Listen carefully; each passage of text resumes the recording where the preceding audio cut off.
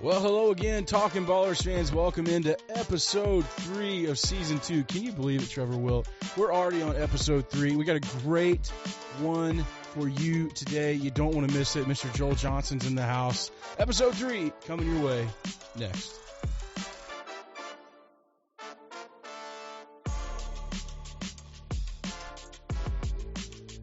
And we're back. You're listening to Talking Ballers. Trevor Wilt, my man. How are we doing? I'm doing great. This is the Dale Podcast, Season 2, number 3. Season 2, number 3 for Dale, baby. Hold it up, baby. Excited to be here on episode number 3. And we had a player last week, and we're going to change things up a little bit. Go the front office realm. We're going to have on Joel Johnson in the next little bit. Yes. Again, I think last week was so different. It was the first time we had an international player on and ended up getting awesome reviews on it, awesome ratings. I normally text Jordan. Jordan's like he's the analytics guy. He's the brains behind about getting out the pod and making sure we sound good. And I was like, hey, how we doing? He goes, Trev, pretty stinking good. Yeah, the first 24 hours of Ryan's show, we were already close to like 700, 900 some views. And I was like, this is crazy. Usually it takes us like a good couple days to get up to those numbers. And so that was pretty cool seeing that. That was awesome. Yeah, love seeing that. And again, this is another different kind of way that we're going to look at the Kannapolis Cannonballers and for you, the people. So we want to keep bringing some different perspectives to the podcast, and with Joel doing all our graphic design, jersey design. This is a year where we have not had this many jerseys purchased. We have not had this many players and coaches and whatever that may be reaching out saying, hey, we really like what we're wearing this year. And I know you're rocking the new KCB. This is our first time doing video as well. I know, doing video thanks to our man Rolf. But listen, I knew we were having Joel on the podcast today. Had to rock the Southside cap in honor of my man who designed it. So, yeah, listen, this is going to be a fun episode. Joel's going to be so much fun to talk to. But let's talk a little Ballers baseball. Let's do it, yeah. Not a lot to talk about, Trevor. Yeah, right at 8-8. Just had a dicey win last night. They were up by 6 runs going into the ninth inning, ended up giving up 6 runs. And I know it was our guy, Hale Sims from Charlotte, and he ended up giving up. Big country, baby. Yeah, big country. He ended up giving up, I think, 5 of those 6 runs in that ninth frame. And everybody pitched so well leading up to it. And sometimes it happens. Heck, I was watching Atlanta Braves. I'm a big Braves guy. I was watching the Braves last night as well, Trevor. Yeah, So 2 nights ago, Raisel Iglesias, he ended up giving up, 5 runs? Joel was actually at the game. He was at his game for his birthday. That's right. His birthday was on Monday, so I was watching that game, and Morgan's like, you were just so happy. Why are you, not so happy? I'm like, Raisel Iglesias just gave up 4 runs in the bottom of the ninth. Jenna just walks in, and she's like, baseball again? That's pretty much what she says, especially now that she's working at the stadium with us. Oh, dude. That's right, true. Yeah. Up in the press box. She walks in, she's like, baseball again? Yeah. And if it's usually for me, if it's not the Braves, it's like last night I was watching the Florida State game. Okay. Who were they playing? Stetson, Oh, yeah. Love to get Stetson. And so it's the Hatters. Dude. They were good. They were shockingly good. Stetson's not a bad baseball squad. They're actually very solid. And the reason why they're out called of the A-Sun. Out of the A-Sun, and they're called the Hatters, I think it's because the person who came up with the hat literally was from there. Okay. I think Joel, who is a huge hat geek, he may be able to give me the response to that, but I'm pretty sure they're called the Stetson Hatters is because the guy who literally created the hat went to Stetson. That's pretty cool. Yep. Or it was named after Stetson. Like the Stetson hat. The Stetson hat, yes, correct. Yeah, okay. I'm tracking with you now. And so is the hat, then the Hatters. Yeah. But anyways, yes, How cool back is to that? actual baseball. The Carolina League is a whirlwind of emotions right now, Trevor, from top to bottom. If you look in the North Division, which we play in the South, if you look in the North Division, the Mudcats right now are 8-2. Their last 10 games overall, they're crushing it right now. Plus 53 run differential for the guys out of Zebulon. This is the last year that they're playing out of there before they're moving out. So this is they're like, you know what, we're making it count down that way. And then our good pal Andrew and his Fayetteville Woodpeckers are 6-4, but plus 16 run differential. There you go. So that means they're in a lot of tight games. They're scoring a lot of runs as well. Hopefully, just got to pick it up on the pitching part of things. And if there is a bright spot for us sitting tied for third in the South Division right now, we're plus 11 run differential. There we go. Exactly. So that means that we're winning the games. We're scoring runs whenever we need to. Right. But it definitely has been our pitching that has been the Achilles heel. Man, it's almost like after the starter leaves the game, it's really tough. What's going to happen? Yeah, we don't know. Big question mark. I will say I really enjoyed watching Pierce George throw this week. I thought he threw phenomenal on Saturday night. I would like to have seen him go a little longer, but I understand even the relievers have pitch counts and caps. Correct.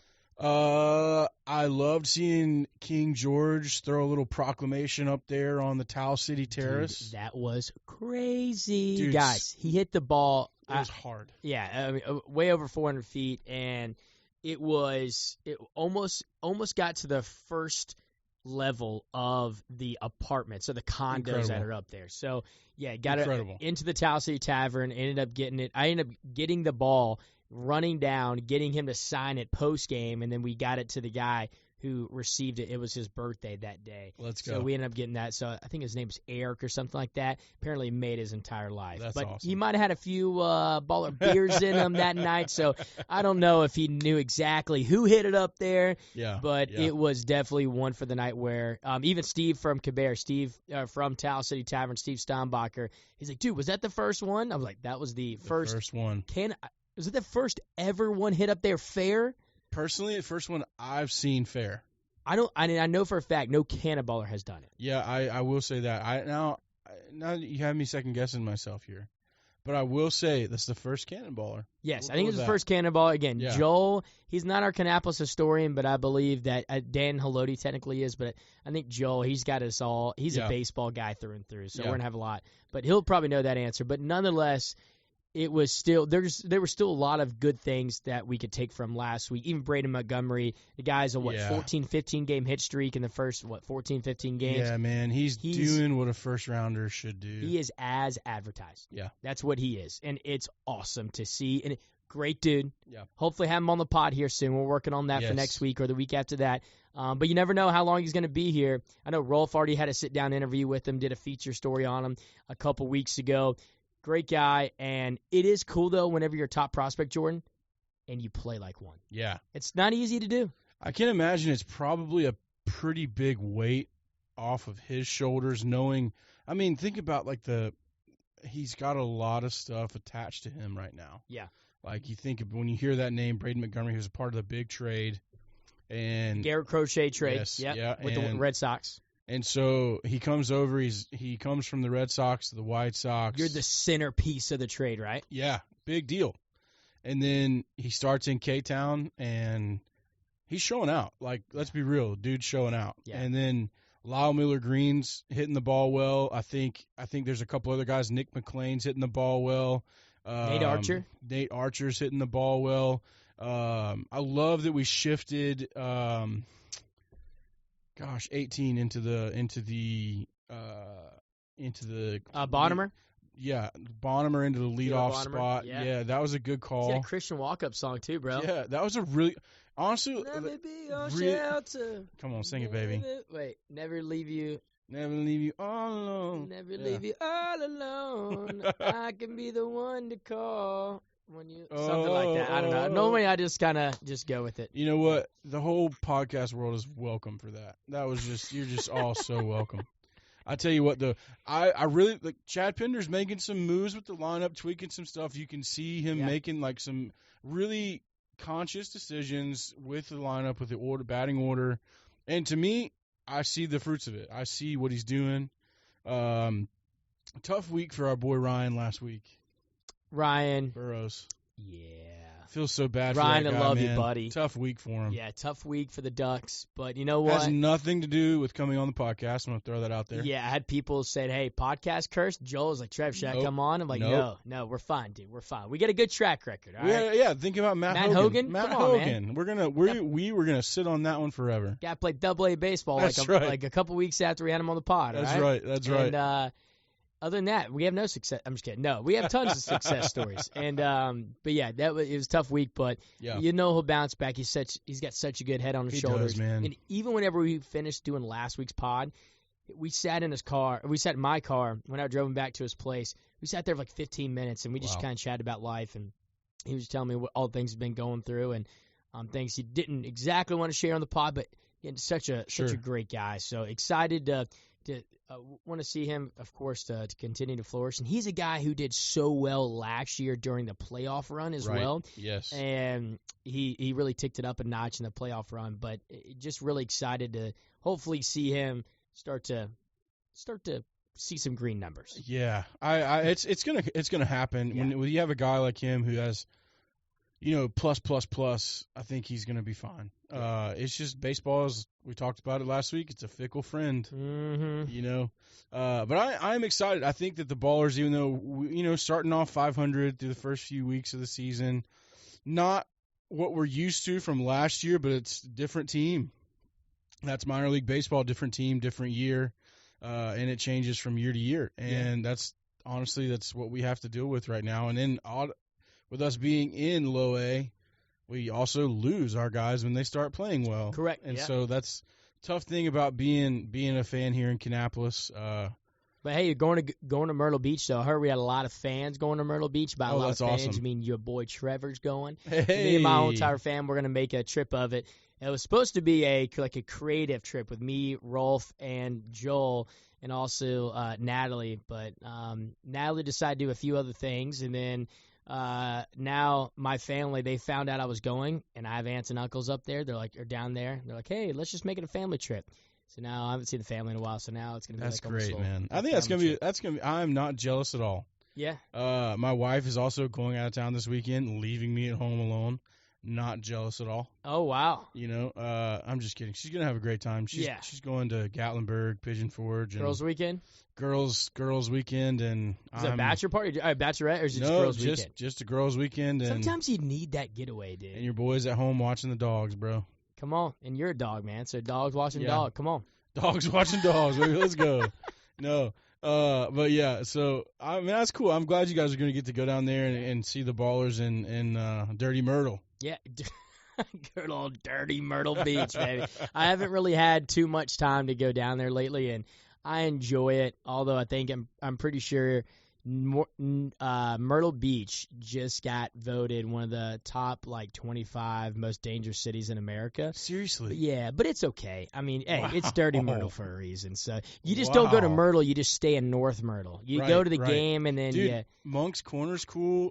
Polly's Island's cool. Yeah, Monk's Corner. Yeah. Yeah, I love Polly's Island, bro. There's a really good seafood steakhouse place down there. I can't remember the name of it. We went when I was with Jenna and her parents, and I remember we waited for an hour to eat there, but it was delicious. Dude, if you go to Myrtle Beach and you don't wait an hour, dude, you go to that big crab place. Dude, you could go to one of the local corner stores and wait an hour for a pack of gum, and you're like, bro, what are we doing? It's Myrtle Beach right there. That's right. And you take their lights are awful down there. You'll sit with that left turn little signal on for an hour too. And it's not even the nicest beach, bro. Yeah, but yes, I agree. I love North Myrtle Beach. That and Cherry Grove, I think, are awesome. Yeah, they're dirty, they're grimy. There's too much going on. Yeah, there's cops flying by. I just love it, man. I just think it's so much fun, man. Again, it's like pizza, bro. You're at the beach. It's it's good pizza, cold pizza, bad pizza. It doesn't matter. It's pizza. That's the right. Beach is the beach. You're at the beach, right? If you get shot, what? Though, then you're not. I'm not going to argue with that, sir. That's solid. That's solid. Trevor, man, I think they've heard enough from us, bro. Yeah. I think it's about time to get to the meat of this show today. And, man, we got a cool one. You want to talk about who's coming on? Yeah, we got Joel Johnson coming on the show. And Joel, again, good friend of mine, friend of the pod. He listens to the pod a decent amount. Let's go. He's been wanting to get on the pod. Last year, we were not able to get him on the pod to discuss the 30th anniversary logo. But this year, I think is perfect because he designed basically all the Cannonballers' favorites, jerseys, the hats. Again, 30th logo from last year. So much more in the future, and awesome, bright mind in the game of baseball. So let's go and welcome on the pod, Joel Johnson. Come on in, Joel. Yes, Jordan, a friend of the pod indeed. It's our boy JJ. I've never called Joel, you that. Welcome, buddy. That is an awful nickname. Has anyone ever called you JJ? My sophomore year of high school, my world history teacher. Shout out to Mr. Rossi. I don't know where you're out in there in the world because I'm from Colorado, so he's probably – I know he retired like 4 years ago, so he's probably living it up in retirement. But shout out to Mr. Rossi. He called me JJ, and besides my dad, that was the only person ever gave me a nickname. Did you like it, or did you cringe whenever you heard JJ? So I was really busy with a bunch of stuff in high school all the time, and by the time I got to my world history class, it was like right after lunch, so I was crashing out into a food coma. And I have this innate ability to intake information while I sleep, so I can hear what people are saying and breathe it in and learn. So he was really cool about it. So the only time I ever got to hear myself called JJ was when he would tap me on the head with a plastic lightsaber and be like, "JJ, what did I say?" And I'd repeat it back to him. He'd be like, "Good, go back to sleep." What? So Joel, I know that you've been here listening outside. So give us an answer about this Stetson question. Yeah. Yeah. So Stetson University, who by the way has like one of my favorite logos in college sports, like really well done and just genius. They were called D-Land Academy in D-Land, Florida, and then John B. Stetson, the inventor of the Stetson hat, was a donor to the university for years, and then they put him on the board of trustees, and then eventually he just kind of became, in charge of the university, so it's named after him. The Hatters. So that's why they're the Hatters. That's pretty cool. I love it, man. It is fun. It's a very cool.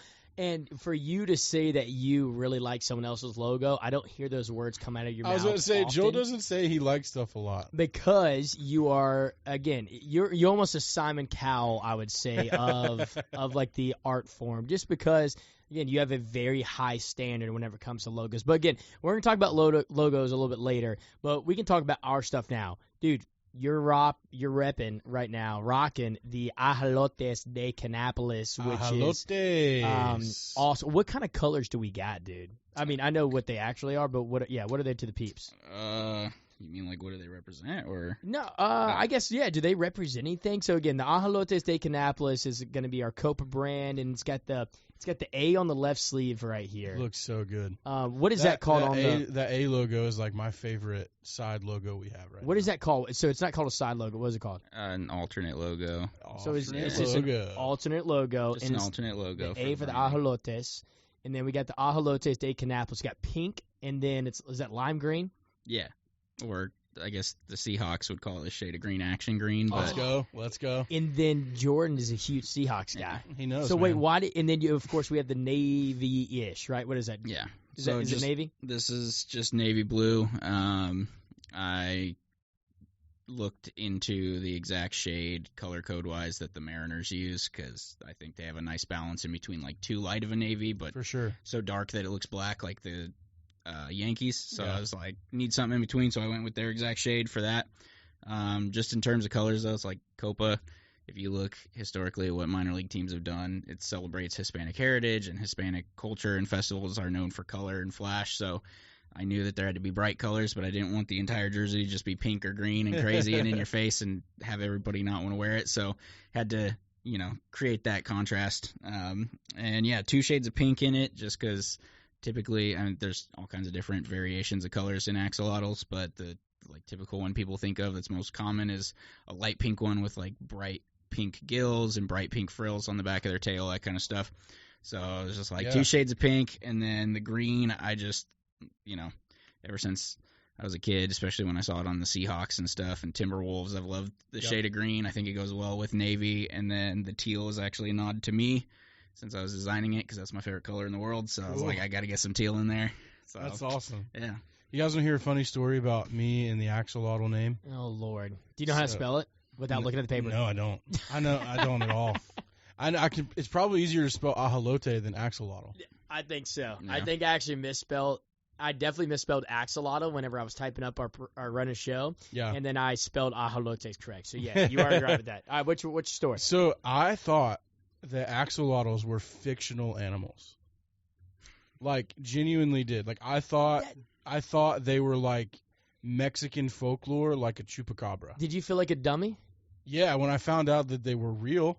See, I don't know. I don't know if that's a bad take, though. And the only reason I say that is because whenever he said, hey, we're the Ajolotes de Canapolis, I'm like, what is that? And then we're like, oh, this is axolotl. I'm like, isn't axolotl Spanish? No, that's the English. That's the word of the animal. I never heard of an axolotl. Yeah. And my wife who studied agricultural science at NC State, she's like, "You've never heard of an axolotl?" And I was like, "No." That's tough scene going back home. I know. I was like, "What?" And she thought it was hilarious. Like I made her laugh so hard. She was like, "You thought it was like a chupacabra?" Wait, well, what's a chupacabra? It's like a Mexican folklore animal, Is it like a cobra? Kind of like Day of the Dead type of stuff. Am I right, Rolf? Is it associated with Day of the Dead? Yeah. Wow. Like afterlife, kind of Mexican afterlife kind of thing. You okay.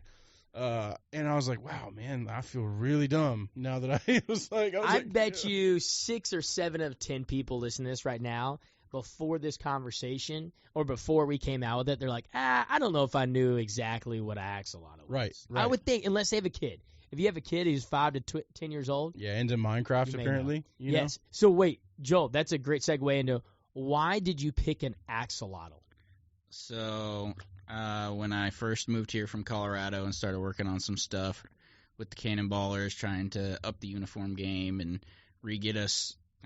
that's a terrible way to say that. English, Joel. That's a Colorado way to say it. Get right us there. back into the COPA initiative. Get us gooder. Yeah, get us gooder. Man, I'm trying to make us look the goodest we've ever been. Yeah, hey, you're coming a part of Kannapolis. I mean, so well already. More gooder, baby. More gooder. Oh, that's awesome. All right, sorry. Dale Earnhardt race is more gooder than anybody I've ever seen. Yeah, well, redo that statement right there. Whatever it was. Redo it. Yeah, so trying to get us back into the COPA initiative, it started in minor league baseball as a way to honor the impact that Hispanic players and Hispanic culture has had on growing the game of baseball.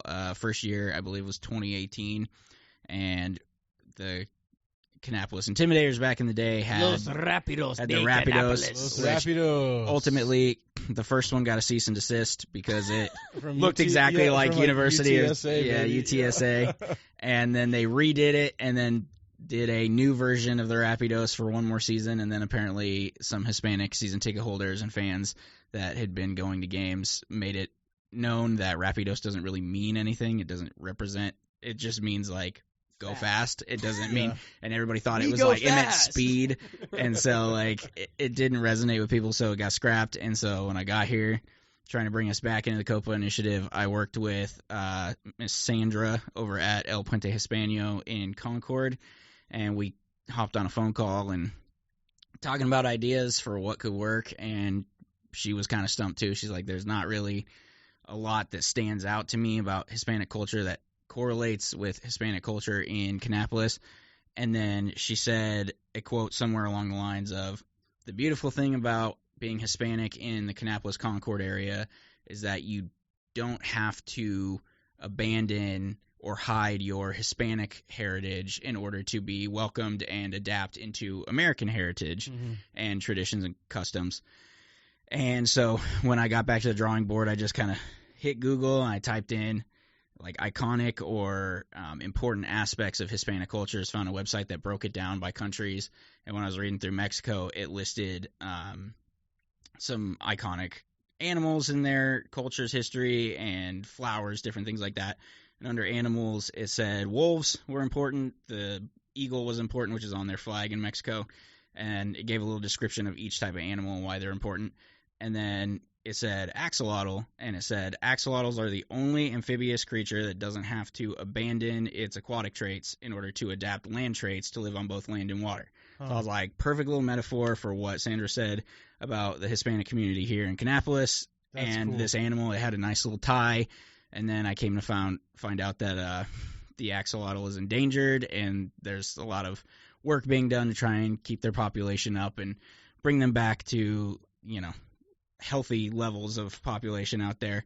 And I was like, there's really something here that we can bring attention to, and it is more than just creating a funny logo for the sake of a cash grab. Yeah, and then a lot of people, and Jordan, I don't know if you know this, but a lot of teams, they will outsource this to a company, like a brand company, and they'll be like, hey, I want you to come up with our team logo, right? Whether that be, of course, we did that with the Kannapolis Cannonballs. Right, we went to Dan Simon from Studio Simon, and we ended up having to hire somebody.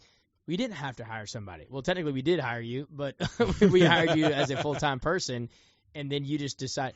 So how, I mean, what pride did you have in creating that and just knowing, and how hard is that just creating it out of thin air and not just saying, hey, like, again, a lot of people are like, hey, we're going to pay you $100,000 to create this. We didn't have to do that for you. Although, I wish we would have gave you $100,000. Hey, if you want to give me $100,000 for this, I'm not going to say no to that. Yeah, but what is it? How does that even come to your mind, bro? Well, so like you said, a lot of people outsource and have to hire professional designers to get the higher quality. This is something I want to do outside of the front office realm full time at some point in my life, and kind of branch out to where like Dan Simon is, Full Count Studios. If you want to hire me, any MILB teams out there, at Full Count Studios on Instagram. Let's go. Yeah, let's go. So I want to do that. You know, right now the goal is just to start getting my stuff out there and get attention, and then, you know, have some teams start hiring me while I'm doing this. And then if I can get it to a point where someday that's the full-time gig, I want to move into that. So I started as a graphic designer, leaning into branding and logo design, and then as time went on, got into the other realm of creating marketing material, social media graphics, all that kind of stuff. And now I just kind of collide the both of them together in one world. And so it works out for me, and it worked out for the Cannonballers that they had somebody on staff who can do that branding quality that you see in minor league baseball rather than having to outsource to somebody. And however, though, on a lot of stuff, like with the Cannonballers name, there's a lot of input from the client and the teams that will come to you with the name ideas, and then you just kind of have to take the name idea and come up with visual representations. In this case, I was kind of given like, hey, we need an idea, come up with everything. So that's a lot different than the way it's usually done. But I don't know if I would be able to take that, like a picture of an axolotl that people are probably Googling right now, and come up with that. How the heck did you do that? Years of training. Like, that is crazy. Like the attention of detail that you have in the hat, the colors, like let me see, like the smile as well. That's kind of on it. Is that a smile that we kind of see as well with the little teal? It's cool, man. Like that is. So there's a vibe. There's a aesthetic and a certain look to minor league logos. You're gonna look at them and they're gonna be more on the childish, kid side, cartoony, fun, because they want to grab the attention of younger generations and families and have more of a fun look than you would see like on Jordan's hat with the KCB. That's meant to look like the White Sox, and they're going to have a classic American, just very traditional look to Major League Baseball. And then college kind of has a little mesh of the both. And so there's just different vibes to whatever realm you're in. And so for minor league baseball, creating this, I was like, you got to go with something fun, especially with the colors I had picked out and the names. Like, it just lends itself to being goofy and cute and smiley. And so, you know, there's ways to approach it. I approached it with the minor league mind of, okay, I got to create something that gets that happy, fun emotion across, not the serious, intense tone you would look for if you're designing a college logo. So just kind of lent itself to it and came up with this fun little guy on the hat. I've had some people asking us, and we've had some people asking in the team store if the axolotl has a name. I personally think his name needs to be Axel, and then last name Ottle, Axolotl, or just call him Axie. I don't care. Ooh. I like it. I think he needs a name though. I kind of like Axie. I'm gonna drop it right here, right now on this podcast, because that way we get out to the people, and I think that he needs a name, and I think you call him Axolotl and then call him Axie for short. Yeah, I like that. And then hopefully it gets so big where next year, if we do so well, then hopefully next year we get a mascot and we play and we. Because there's some teams, Jordan, I don't know if you know, well, I barely even know. I know he definitely has done his research. They'll do, like, this Copa identity has gotten so popular with their fans, they'll do it once a week now. Isn't that thing? Awesome. Yeah. There's multiple teams that do it. And then there's some teams only do it, like, once a year or maybe 3 times a year. But I think we're doing it 4 this year. Mm-hmm. We're doing a giveaway as well, a Luchador mask giveaway, which I'm so stoked about. We're going to make Jordan do the PA and Luchador mask. And then I'm going to be in that too. But are there any other teams in minor league baseball that you're like, man, they have an awesome Copa identity that you didn't even take inspiration from? You're just a big fan of? Well, back to the Luchador mask. On that night, we need to make sure that we get a replacement table for you for On the Diamond, because I'm definitely putting the Luchador mask on in my best Nacho Libre impression, and I'm going to be falling Bill's Mafia style right through that table, Let's baby. do it! From the Kinetic Club. Send me a piece of that corn for later, okay? Sometimes I wear stretchy pants. It's for fun. It's for fun. I need to borrow some sways. That made me so good. Can we play that post game? Yes. Oh. Sorry. We'll have Keep Rolf going. go in and color correct everything to look like our colors, and Thanks, it'll be Rolf. cool. We're signing Rolf up for a lot. Yeah, Rolf, you're going to do a lot of work. I ate some grass. I used my hands to wipe my tears. Encarnacion. Yes. Great movie. I love it. I love But yeah, that movie. Copa wise though, so I'm a Rockies fan. I'm from Colorado, and my father-in-law lived in Albuquerque for 4 years, and over those 4 years, he moved down there right before I started dating my wife, and so I was lucky enough to go twice a year for those 4 years to check out Albuquerque and see it. It's a really cool, fun place.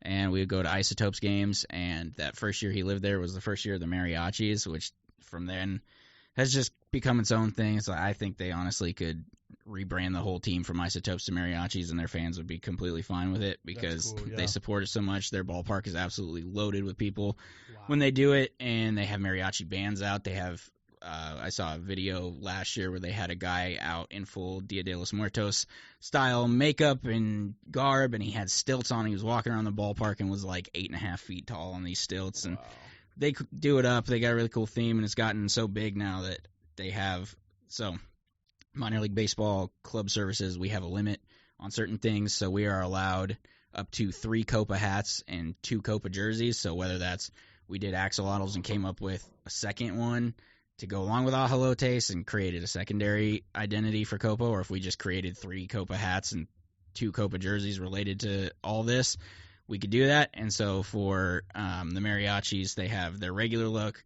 they have an alternate hat, and then for their second jersey and third hat, they have a Cinco de Mayo / if you've been out to New Mexico, they put chili on everything, and you go to a restaurant, it's like you could be ordering pizza or cereal, and they're like, all right, how do you want the chili on that? No onions in your chili? And so- I've ordered cereal. So you got green and you got red, and if you want both, you say Christmas. And so they have their Christmas chili inspired, so the hat is green with red bill and button and their Mariachis logo, and usually they're black and teal, and they recolor it into green, black, and red. And then they have a black jersey where the pinstripes alternate green and red, but they're made out of little chili pepper illustrations that go down it. So that's their special Cinco de Mayo jersey they wear for Copa, and I absolutely love that. I own the hat. So Albuquerque's you're the one you're like, they're doing it right. I mean, and they're AAA to my Rockies, so that partially probably plays into why I love them so much. But I love their Copa. I love Greenvilles. They are. I don't remember how to say it in Spanish, but it translates to River Frogs of Greenville. And okay. Yeah, so the Drive have a really cool one, this little river frog, and I went and saw them last year, the only Drive game I've been to so far, and they were wearing the Copa, and on their board, since they're the River Frogs, every headshot for the visiting players when they came up to bat was a picture of a different famous frog. So they had Kermit and Michigan J. Frog. Oh, I love that. And then the little frog thing from Hello Kitty or whatever was up there. Yeah, they had all those different ones, and I loved it. Man, so let's jump off of the Copa and jump into the Southside swag here. Yeah. So if you guys can see this beautiful hat I'm wearing, Joel designed this hat, obviously, like you said, to look like the White Sox. Our Southside Sunday jerseys, man, players dig them. Players want to wear them more than just Sundays. Yeah. They're not allowed to. Yeah. They've been told that. But I guarantee you they'll probably want to. They want to wear them more than just Sundays, man. And I think it's awesome. It speaks into, your obviously talent in design. But I want to talk about the more personal side of it. You were kind of sharing with me that when you saw the guys on the field in your design, your first full on, this is the full jersey design, that it made you feel pretty emotional, man. And tell me a little bit about that. Yeah, so I've, before I got this job and moved out here, I was doing some freelance stuff to make extra money, and I was doing stuff through the Clink Room. So I've had success seeing my logos. I don't remember the number, but I kind of just threw out feedback on my Instagram one time, like, tell me if you own one of my hats and where you're from. And I have I think it's 12 total countries out there in the world where somebody owns one of my hats. So that's kind of cool. So I've had success in other realms, but I've never seen something I've designed worn by a professional team on a professional field. It's always been summer collegiate wood bat stuff or independent men's league teams or things like that. And Clink Room, it's cool, but it's not worn in a game. It's just sold for retail purposes. So what's Clink Room? Do you mind describing that? So Brandios, who's one of the big names in minor league sports branding, they do almost all they did the mariachis. Or no, they didn't do the mariachis, but they do almost all the teams you could think of. They did the Storm Chasers logos, and they're involved in the documentary that they made about the Storm Chasers and everything out in Omaha. And they just big name, and so they started during COVID. They brought back this thing they used to do called Clink Room, where designers can submit their logos for fictitious. It started out as fictitious teams, ideas for what a fake minor league team could be with a fun name, goofy logos, and then it's kind of evolved from there to just artistic hats, full on art pieces. I have 21 hats through that. So the way it works is you submit your design, you submit it by using a hashtag and tagging them on social media. They go through and you have to use their template. They find the posts you make, they take that, and then they put it up every Monday. They do Monday morning critiques, and then people go in and vote. And they can say oh, I really love this one, but if it was red instead, I think I'd like it more. And then they take that feedback, and if there's enough mention and votes and people like it enough, because they'll put it on in their stories, and you can vote yes or no on whether it should get put to production.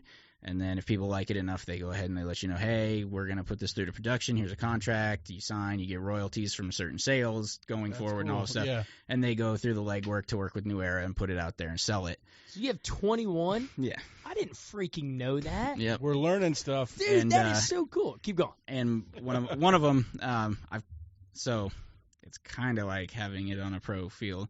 But one of them, I was watching Pawn Stars one day, and somebody said the phrase "dead presidents," and it clicked in my head, and immediately I just saw the logo of George Washington, but with a skeleton face, looking like he's from the dollar bill, and I was like, that would make a great hat, just called the Dead Presidents. So I put it out, ended up becoming, I had a record-breaking hat before that, and then that one broke that record, and then after I had a hat called the Rocket Pops that broke that record, and that was cool. So so they were huge.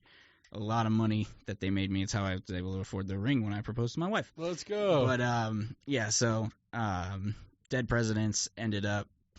Brandios was working with the Fredericksburg Nationals, who are in the Carolina League with us, and may or may not have defeated us in a championship series. Screw them, we don't have to talk about that. This did not come from me. This is all Trevor Will. I do not endorse this message. So they were working with Brandios to design their Copa. I think it's called Funadores.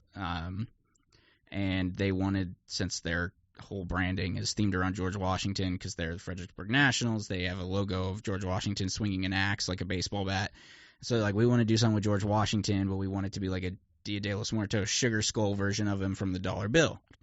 And then Brandios was kind of like, well, actually, there's a logo out there that we've already worked with somebody on, similar, so let's talk with them. So they ended up paying me a bunch of money for the rights to it so that they could create something similar for the Fredericksburg Nationals. So it's there's a logo out there inspired by my logo that exists on the field, but it's not exactly my logo. So until the KCB, I had never seen anything that I had designed actually worn by a professional level team out on a professional level field. So yeah. End of the day, that first Southside Sunday, I came up to the press box and I told everybody, I was like, there are a lot of moments today, especially when I heard Mikey Kane after his Gatorade bath saying that he just felt great and that he felt like a big leaguer and that he loved the jersey. It just kind of hit home because I was like, I really created something here. So and we won. That was our first win, which was nice. And dude, can you tell everybody real quick about because again, for us and a lot of people like myself who have no clue how jersey making works and there's a process to it, and then it doesn't just happen. You designed this jersey. This was the first thing you ever designed with the Kannapolis Cannonballers. Yeah, so I was sitting in Fort Collins, Colorado. I got the email from the Cannonballers offering me the job to come be the graphic designer here with the team. And I had already had this idea popping in my head. There's a trend in a lot of teams out there in minor league baseball that will honor their affiliation with their parent club by creating an alternate uniform that they wear one day per week that either takes their regular branding and recolors it to their parent club's coloring, or they'll create all new logos that looks like, like for example, the Mudcats have a Brewers themed one where it's just their logo, but it's put in navy blue and yellow. Yeah. So first thing I did after I got that and celebrated with my wife and was like, hey, we got to pack up our whole house and move all the way across the country. It'll take 29 hours. Yeah. 3 days of driving, but it's okay. I got to stop at a Royals game and I got to see St. Louis, so it was kind of cool. Yeah. I sat down and I had already had this idea in my head while I was interviewing for the job, and I was like, they need a logo that looks like the White Sox, and it just kind of lent itself to happening because SOX on the Sox hat, 3 letters, the initials for the Cannonballers, how everybody refers to them around here, KCB. So I created a nice K. I took the C. I can't take credit for the look of the C because I took that directly from the City Connect of the White Sox, but I knew I had to. I was like, it's a great looking C, and it already exists in something from their branding. Yep. It's a great little tie-in right in the middle there. And so sat down and I drew like probably 12 or 13 different versions of a K, a couple different versions of a B that looks like that black letter style font, and went in and pieced it together, created the whole thing, made a jersey mock-up, and I was like, all right, now start packing. And then I didn't start for another month, so that was the first thing I ever did. I remember we were in the press box and you're like, hey, I want to show you something. Yeah. And this was like 2 years ago, before we even had like a nod that this was going to be a thing. Yeah. Mm-hmm. Joel's like, hey, I want to show you this. And he showed it to me and Chris up there in our side of the press box, and I was like, this is cool. Like, yeah. It's just like I immediately was like, we have to do this. Yeah. You know, like I don't know how this is gonna work. Yeah, but but yeah. this in my has to head happen. the whole time I'm like, and even Joel in the moment still didn't even know if it was going to get a go ahead. No, I mean, no, it was in production. I just couldn't tell anybody. You stinker. Even better, because again, You stinker. so you have to put these jerseys. Mm-hmm. It's not just a month before or 6 months before. So the Southside Sunday hat debuted for the first time on April 6th. Yeah, April 6th of 2025. I had to submit it to minor league baseball on November 4th of 2023. Wow. So it's a long process because they got to get licensing. They got to make sure that the logos and the names and everything get copyrighted. And then from there, it's off to New Era and the different jersey companies where they create digitizations of logos, things like that, to create their embroidery files. They got to make sure they create sample versions of the hats that come out to us. We approve the colors used on the materials and the threads and everything. So it's a long process. So I've known since November of 23 that this is happening, and so it was like awesome. Years and like a year and a half worth of anticipation finally coming true right there. Wow. I have a funny question for you. Just for those that don't know, Joel is also like an avid barbecuer. Yes. Oh yeah. You know, loves to work on the grill, smoke some stuff.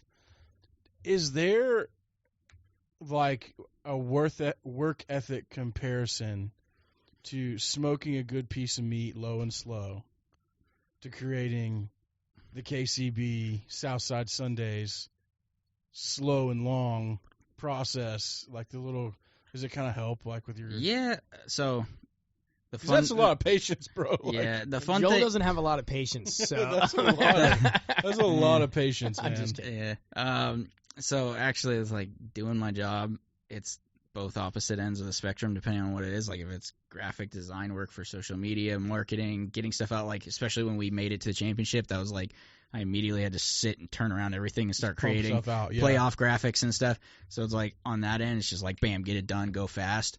But then with like logo creation, stuff like that, it is like barbecue because, you know, if I throw a rack of ribs on my smoker, come out, see how they're doing, I'm like, it's getting a little dry on this side. Got to, squirt it down with some apple juice, make sure that it's going through the process. And same with logos. I'll create something, draw out tons of sketches, and that's like the prep work for getting the ribs ready.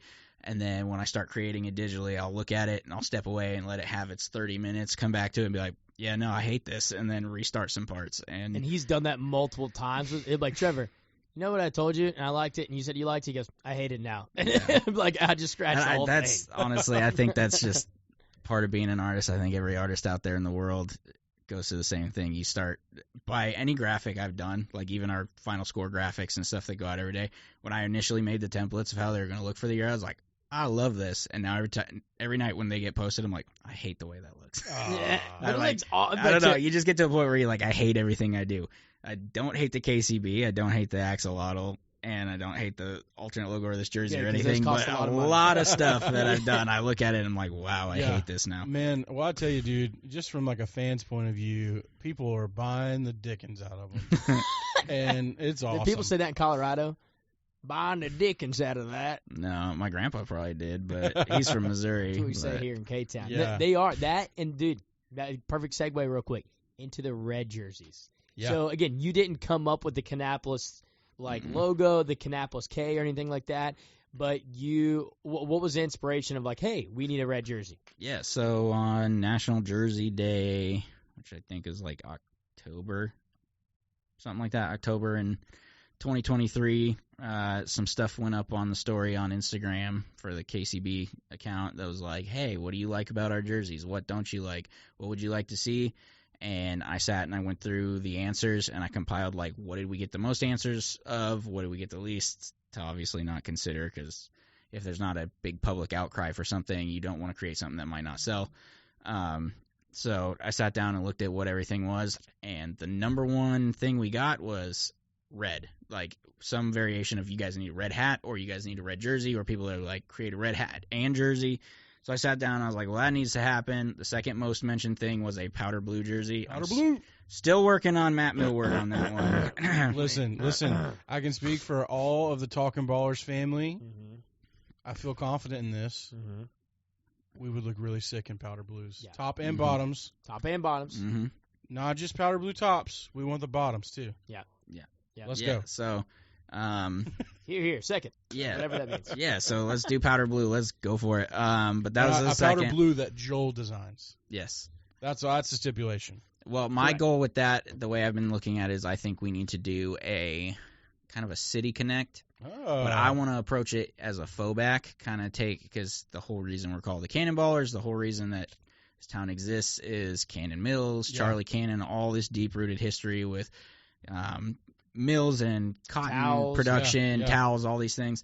I want to create a almost City Connect style jersey that honors the past of the textile mills and stuff like that leans into a very retro, like 50s looking vibe Joel to thinking it. of Towel City powder blue. So you're saying this, but just like you lied to, you didn't lie. Just like you stretched the truth to Joel about the withheld KCB. some information. I mean, this could be something that was a year or two last year that this was going through this man's mind. I guess we'll never know, right? I'm still working on Matt Millward on that one. Yeah, that's our boss, man. I got to get him on board with that. But it sounds like the people part of it was people wanted to see how New Jersey sales went this year once and they the red dropped. was the biggest. And they're selling amazing, so let's go ahead and do it. Let's but, go. So powder blue is the second next most mentioned thing, and I'm still working on that. And the third was Copa. People asking to bring back Copa, create something new. So that and the red were my two goals. With the red, it kind of became apparent, looking, and I see it up there on Jordan's shelves right here. Piedmont Phillies all the way through now. Yeah. It was Phillies, and then Bull Weevil starting 96 to 2000, Intimidators from 2001 through 2019, now Cannonballers. Every single one of those names used red in their branding. So I was like, something about Kannapolis baseball always leaned into red, so I want to make the red jersey about Kannapolis. So it just became obvious. Don't put Boomer on the hat. Don't put CB on the hat. Don't do anything that has anything to do with the Cannonballers part of the name, and just lean into Kannapolis. So we got the white script on the front. It's our Kannapolis script that has only been seen on the road jerseys until now. That they never wear. So it's never been seen. Yeah. So the grays, real quick, guys, we had gray bottoms and gray tops, and the gray tops was a Kannapolis. It looked like a cool jersey, but whenever you matched it up with the gray bottoms, the grays were off, and then the players and coaches did not like that. So we only wore them like twice ever. Fun fact, our softball team that we do for the front office, we've worn them more than the actual team itself over the past 5 years. But please continue. So we basically saw the Kannapolis script, but no one ever actually saw it unless you were playing softball. If you walked into our team store and you went over and purchased a road jersey, then you've seen the Kannapolis script. But if you've ever been at a road game in Myrtle Beach, in Fredericksburg, wherever, you've probably only seen the Blue Ballers jersey or the Boll Weevils, which we got in trouble for wearing. So that was also part of the goal, was we were trying to create more options that they could take on the road and, stop wearing the Boll Weevils and getting people emailing me. So, so leaned into the red and then put the Kannapolis script across the front, and then we have that really cool K logo. It's been on some T-shirts and stuff in the team store, and it's a nice little alternate logo option we could have been using, and it's never been on anything. So I was like, I'm throwing it on the hat, and we're just going to make this thing happen, and we're going to lean into it, call it the 4 K-Town Red jerseys, or just K-Town Red is how we refer to it typically. But the whole idea behind it was like, this is for K-Town. When we wear the red on Saturday, this is us saying like, hey, we're here playing for you.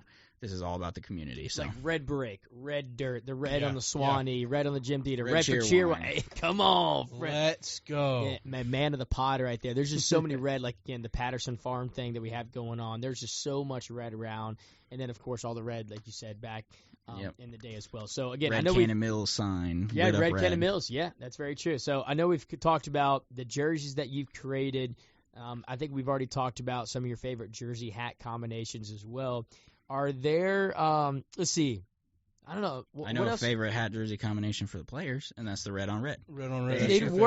We've created a monster. Yesterday. We've created a monster because last week, so the starting pitchers, for those who don't know, typically in baseball, Skip goes to the starting pitcher, says, hey, what unis we're wearing today. And by Skip, he means Skipper, a.k.a. Chad Pinder. Yeah, Chad Pinder goes to them and says, hey, what are we doing? And this year it's my goal to have graphics out that tell people ahead of time what uniform to expect so you can plan your outfits accordingly, that kind of stuff. And so I created a poster that shows all the acceptable and unacceptable combinations so that we're not getting in trouble with the league and stuff. And we've had to explain to a couple pitchers now, like, hey, the red on red, you can wear that all you want on the road, but at home, it's Saturday only, red on red. You can wear the red hat on the white other days. You can wear the blue and red hat on the red jersey every other day if you wanted, but you got to save the red on red for Saturdays when it comes to the home crowd.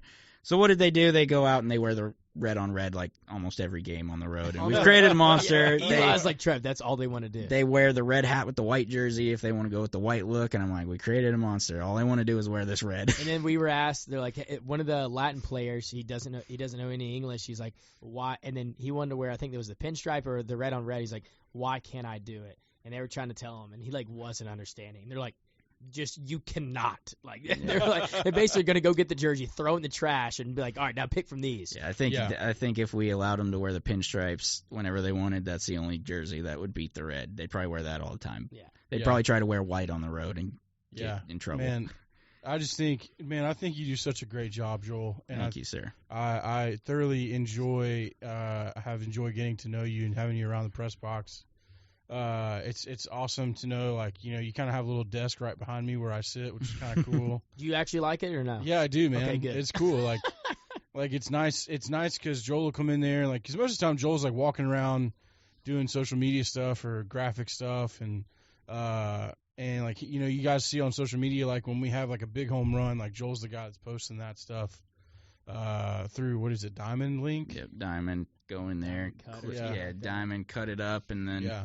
Throw it up on social so people can see Braden Montgomery just murdering a baseball for the 8th time this week. It's cool. It's cool, man. And like, there's a lot of stuff behind the scenes that go into, all the stuff and the stuff that goes out from the team that Joel's a part of, and it's pretty cool. So, man, this has been a really fun episode. I think we can honestly, we could keep going. I do want to ask you guys one thing before we go. Oh. Hats. Y'all are big hat guys. Oh, yeah. Y'all, but this could be what we end on, because I know we've already been talking for, probably over an hour? Was that where we're at, Jordan? Something Just like shy, yeah. Just shy of over an hour. You guys are huge hat guys. Yeah. I want to just rattle off a few things. Jordan, how many hats do you think you have? Are we talking fitted or just overall? You can say overall. Oh, man.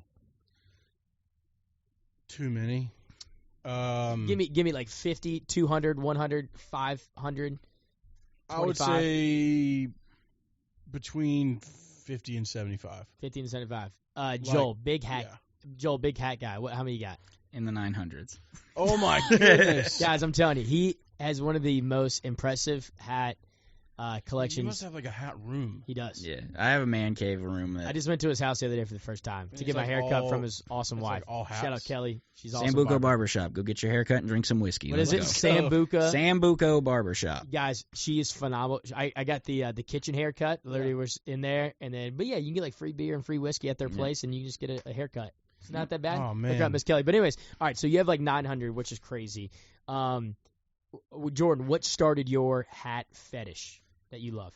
Oh man, thank you for calling that a fetish. Yeah, you're welcome. Yeah, because y'all have two incredible two incredible heads of lettuce. Like thanks, y'all's hair is absolutely. Yeah, can we take that off and look? See, and I right. don't, and I wear hats less than you guys do. Hey man, if I could have a little bit more hair here on your beard and less here, I'd make that sacrifice. I'd just shave my head bald and then have a beard and kind of look like a scary guy. All right. So when did your hat thingamajiggy come about? Oh man, honestly, like I've always really loved hats, but when the 5950s really started to take off, I really was like, these are cool. Yeah. Like, Because you're a big fitted guy, right? Big fitted guy. I prefer fitteds over snapbacks. Literally and figuratively. Yeah.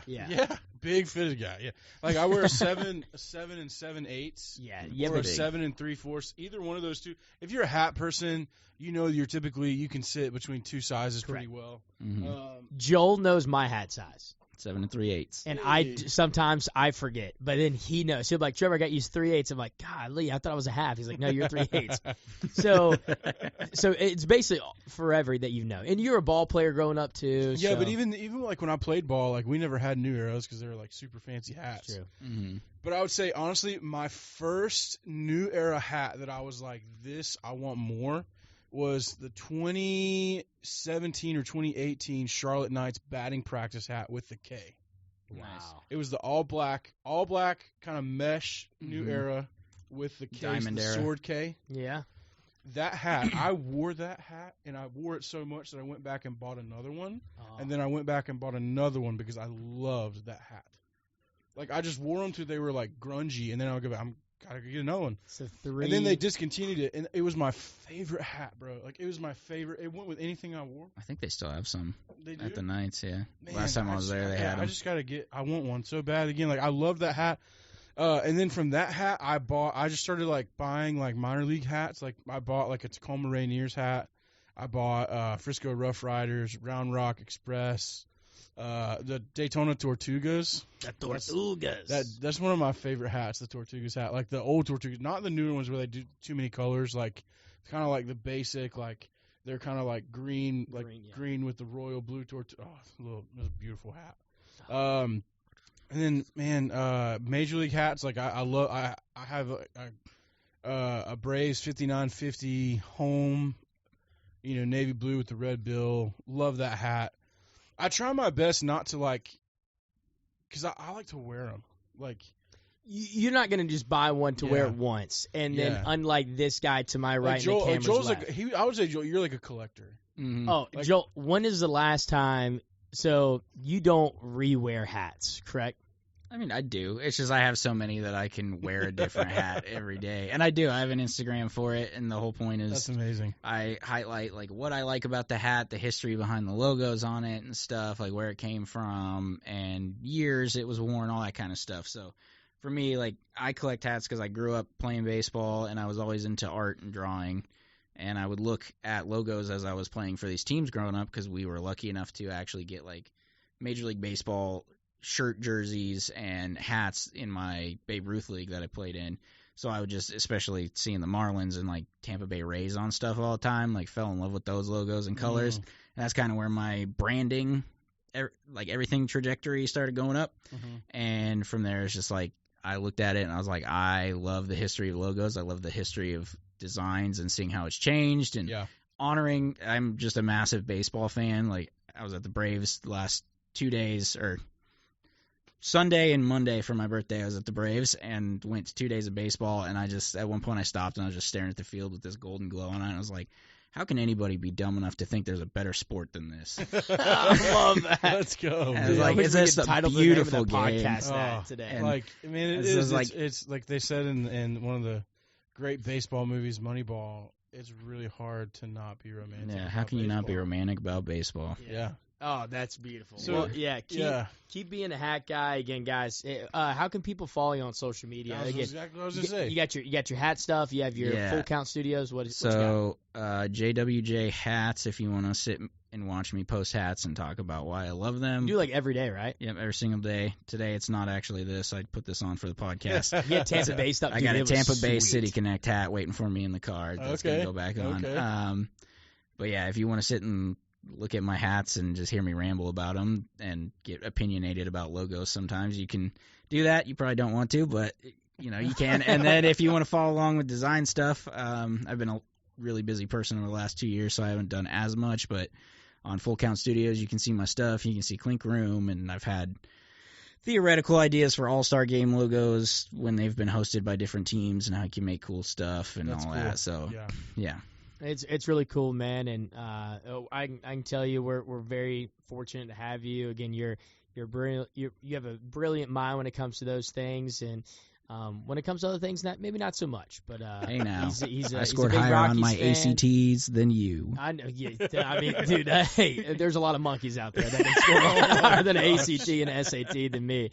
But that's that Cabarrus County education for you right come there. on now, amen, brother. I said edumacation while I was giving a tour to a bunch of middle school kids the other day, and it was one of my former teachers. She's like, "Trevor, don't do that." Oh no. I was like, "Yeah, I'm sorry," but dude, we're just so happy to have you, man, and hopefully we can get you some help here soon. I know we're gonna get you help. We got an intern coming soon, so we can mental help. Get your a little bit of help. Yeah, a little bit of help with everything. Don't but we all? Can't wait to get you that, because then we can see just the way that your brain goes. But guys, again, we're listening to someone who I guarantee you could be your own studio one day where you absolutely. can. He was a former Full Count Studios. He was a former art teacher as well, so then that just adds into it, man. Yeah. This guy's a genius. Reach out if you have anything. Jordan, what else you got to say to my man JJ? Yeah, Joel, man, thanks for being on today. Thanks for taking the time to come hang out with us, and Rolf, wherever he's hanging out there. It's been really cool to have some video today. And listen, man, you're an honorary Talking Baller now, bro. Sweet. Have me on whenever you want. I'll just sit here and talk about random crap. Let's go. Oh, yeah, dude. This could have been a 3-hour-long podcast, and we could ask Joel 2 questions and be like, you know what? I love green, and then gone. we could have gone. Let me tell you about my favorite shade of green. Yeah. Speaking of green and gold, go Colorado State Rams. Oh, yeah, Colorado State. No one cares. But, yes, everyone cares about the Rams, dude. Coach Prime sucks. Yes, yeah. Oh, my gosh. We didn't get into that.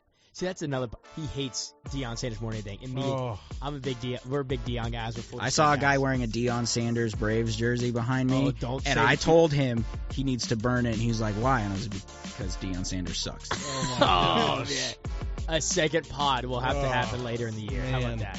Whenever we don't need to ruin this beautiful day, Joel. Hey, whenever we get back, any day that you talk trash about the Colorado Buffaloes is a beautiful day. Oh my goodness. And guys, hey, last thing I'm gonna say, the Ajolote State Kannapolis stuff, again, it is going so fast. Yes. Like the fitted hats, the on-field hats have been sold out of everywhere. They'll be back in July. It'll be back, not back until July. So whenever you guys get it, make sure you guys get it quick. Reach out to Joel. Reach out to the first game is May 6th. So be there May 6th. We're going to do a post Cinco de Mayo celebration, wear our copas for the first time, and it's going to be huge. And you guys can all come out and wear the Ajolote gear and deck the park in some unique, fun colors that we've never worn before. Yeah, man, that's gonna be awesome. Well, hey, listen, thanks so much for listening to the Talking Ballers podcast today. If you want to sponsor the Talking Ballers podcast, you can email us at talkingballers, TALKN ballers at iCloud.com. We would be a great, sponsee, aka Cheer Wine. Also, we are just so glad you're listening. You can go to the talkingballers.shop. Get some Talking Ballers swag. One day we're going to do a little collab with Mr. Joel Johnson over here and get it up on the Talking Ballers shop. That'd be cool. Ooh, you guys could be the test audience for the Powder Blue Fallback. Make a jersey and a hat. Oh, yeah. If it sells well, then Matt Millward, you got to pull the trigger. Oh, yes. I knew having this. Joel was almost a good idea. This has been a great day. Listen, we've been Talking Ballers. You've been awesome. Thanks so much for listening. Thank you guys. Yeah, thanks, Joel. Thanks for coming on. We'll see you guys next week for episode 4, season 2, Trucking Along, baby.